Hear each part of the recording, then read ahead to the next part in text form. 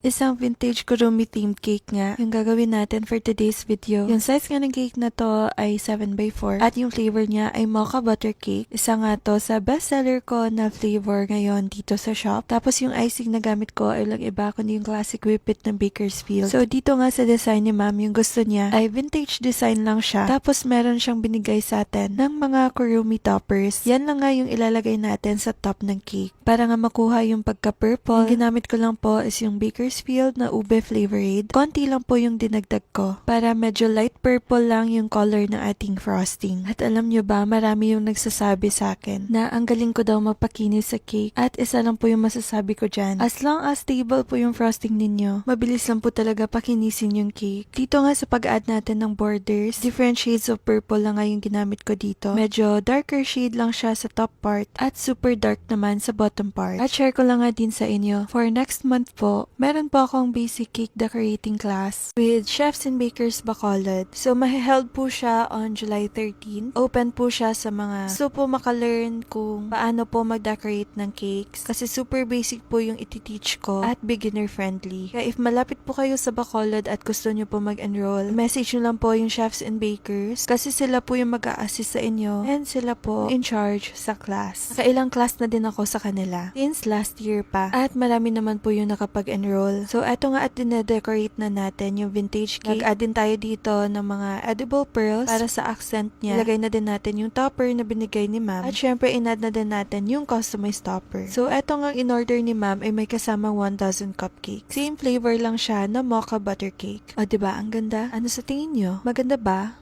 Thank you again ma'am sa repeat orders nyo at sana nga po ay nagustuhan nyo yung ginawa ko sa cake na to. For orders and inquiries po ay i-message nyo lang po ako dito sa Facebook at limited na lang po yung available ko for this month and also for next month. So yun lang po. Bye!